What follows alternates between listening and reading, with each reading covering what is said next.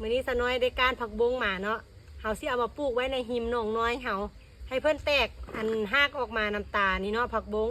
หากเพิ่นสิออกอันตามตาพวกนี้นี่ตามตานี่ที่ออกเขาสิฝังใส่ในหิมอันนี้แหละปลูกไว้พอได้เก็บกินเนาะพี่น้องเนาะปลูกใส่เลย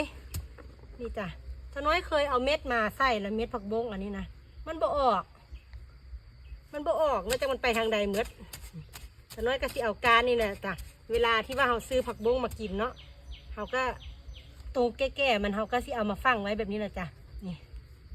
แบบนี้เพิ่นก็สิออกตามตาเพิ่น